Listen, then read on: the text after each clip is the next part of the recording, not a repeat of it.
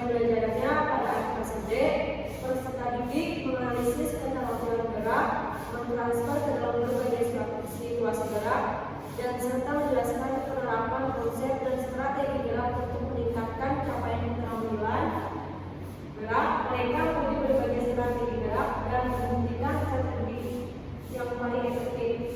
Peserta didik mengaji bagaimana modifikasi peralatan dan peraturan permainan dapat mendukung play dan partisipasi inklusif.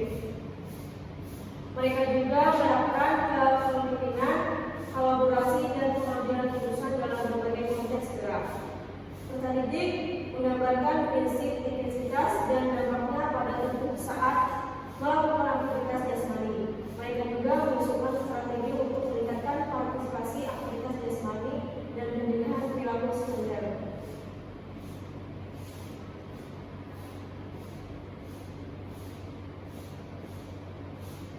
Elemen keterampilan bergerak, peserta didik menganalisis dan menghaluskan keterampilan gerak serta mentransfernya ke dalam berbagai situasi gerak. Peserta didik menyusun dan memperagakan strategi yang dapat dimanfaatkan untuk meningkatkan capaian keterampilan gerak. Peserta didik memperagakan dan menjalankan proses gerak yang dapat dimanfaatkan untuk meningkatkan capaian keterampilan gerak. Untuk tujuan pembelajarannya, peserta didik mampu mempraktekkan kemampuan menghaluskan keterampilan gerak dan menganalisis dalam gerak spesifik lompat jauh melalui modifikasi peralatan untuk meningkatkan capaian keterampilan gerak sesuai potensi kreativitas yang dimiliki serta mengembangkan profil Pancasila pada elemen gotong royong dan mandiri seperti kolaborasi, kepedulian, tanggung jawab serta dapat menerapkan pola perilaku hidup sehat dalam kehidupan sehari-hari. Metode pembelajarannya ada diskusi, demonstrasi, dan permainan. Model yang dipakai problem based learning atau PBL. Asesmen pembelajarannya ada dua, asesmen individu, asesmen kelompok. Untuk jenis asesmennya ada pengetahuan, keterampilan, dan sikap. Pembelajarannya ada 5 sikap. Yang pertama pendahuluan dulu, kegiatan pendahuluan ada 15 menit. Guru membuka kelas dengan salam dan meminta salah satu peserta didik untuk memimpin doa. Guru mengecek hadiah peserta didik. Guru memastikan bahwa semua peserta didik dalam keadaan sehat. Apabila ada peserta didik yang kurang sehat, maka guru meminta untuk peserta didik beristirahat di ruang UKS.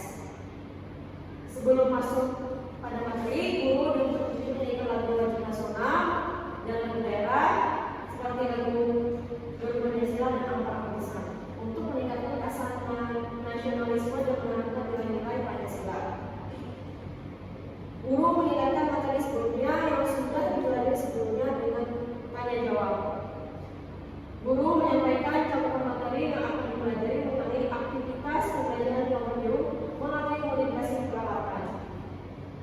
Guru menjelaskan tujuan pembelajaran dan kompetensi yang harus dikuasai peserta didik setelah proses belajar disertai dengan penjelasan manfaat dan aktivitas belajar lompat jauh melalui modifikasi peralatan. Melakukan apresiasi seperti melakukan ice breaking, mengaitkan materi dengan kehidupan sehari-hari serta menyampaikan pertanyaan pematik. Memotivasi peserta didik untuk menuliskan suasana belajar yang menyenangkan dan mengajukan pertanyaan aktivitas belajar lompat jauh melalui modifikasi peralatan.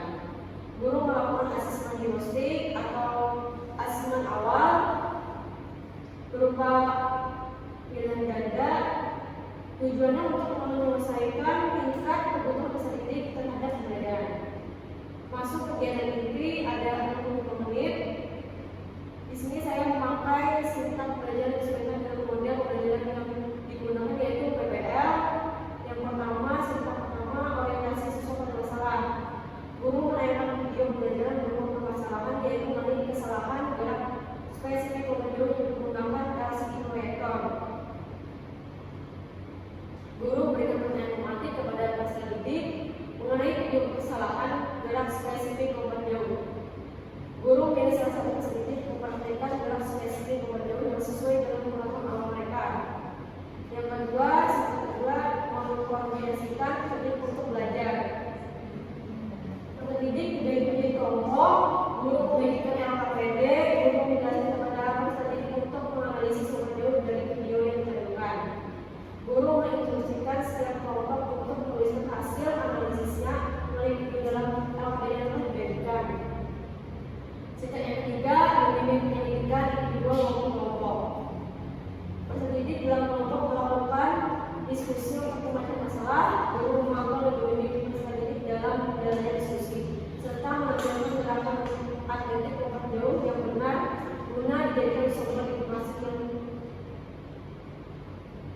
gerakan yang salah.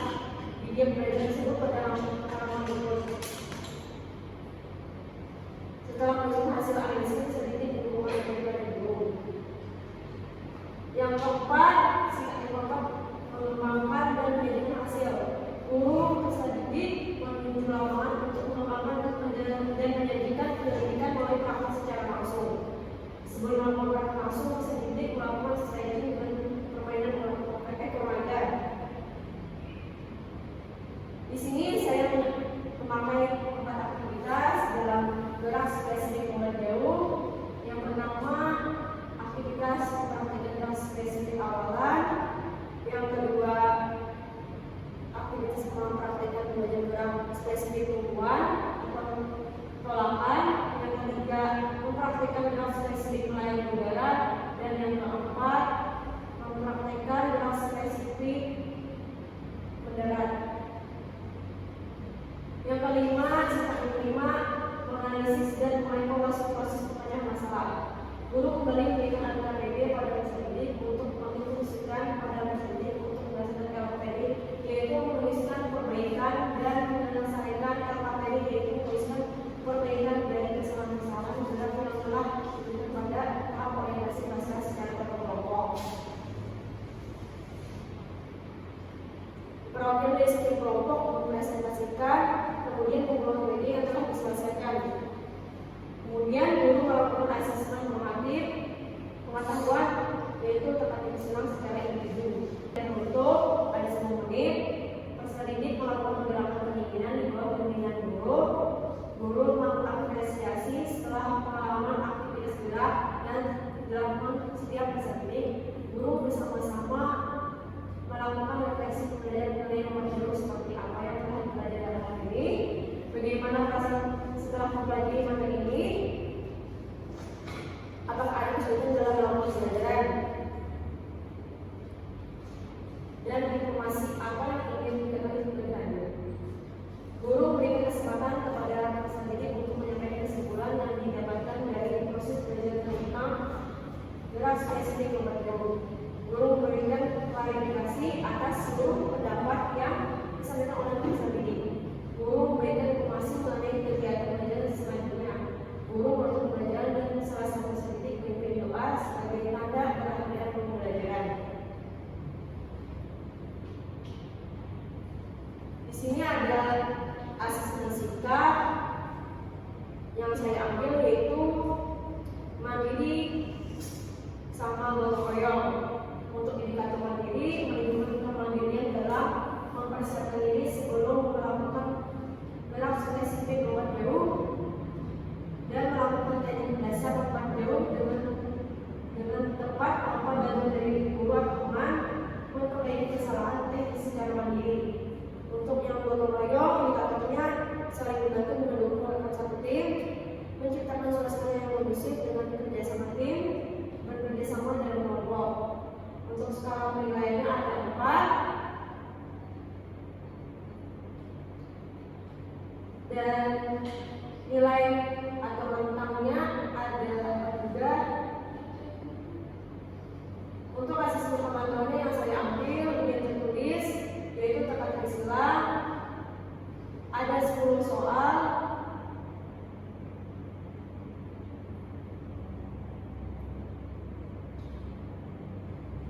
Untuk kriterianya ada 4. Untuk asesmen keterampilannya yang saya ambil dari penilaiannya yaitu gerak spesifik awalan, gerak spesifik tumbuhan atau tolakan, gerak spesifik melayang udara, dan gerak spesifik mendarat.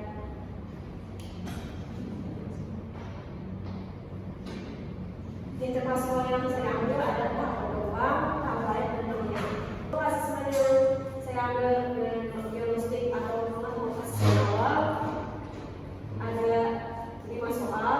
Membuat LKPD kelompok, ada soal isi juga ada 2. Tujuannya untuk menganalisis kesalahan-kesalahan dalam lompat jauh serta mengetahui teknik perubahan dalam lompat jauh. Ketiga yaitu model pembelajaran. Model pembelajaran adalah kerangka kerja atau panduan yang dirancang untuk mengarah proses pembelajaran dalam konteks Model belajar dapat bervariasi tergantung pada fokus utama pembelajaran seperti pemahaman olahraga, statistik atau kalkulasi visual.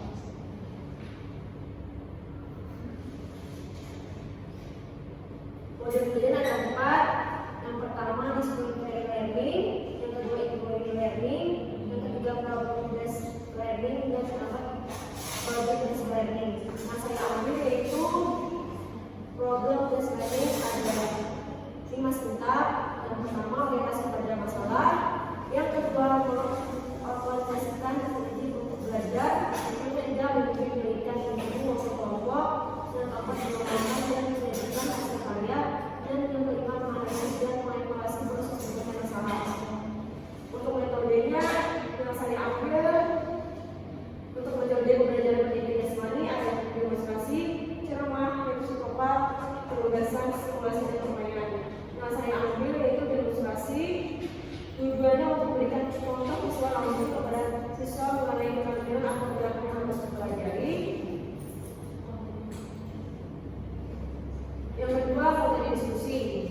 Metode diskusi adalah pendekatan di mana peserta didik terlibat dalam percakapan, mengarah, membahas, eksplorasi, dan analisis topik atau masalah tertentu dan meningkatkan pemahaman dan keterampilan berpikir kritis.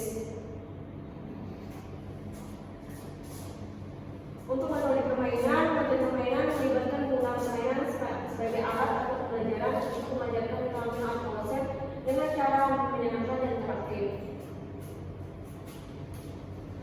Strategi belajar pendidikan jasmani yang saya ambil yaitu strategi belajar aktif. Tujuannya untuk meningkatkan partisipasi siswa secara aktif dalam proses pembelajaran.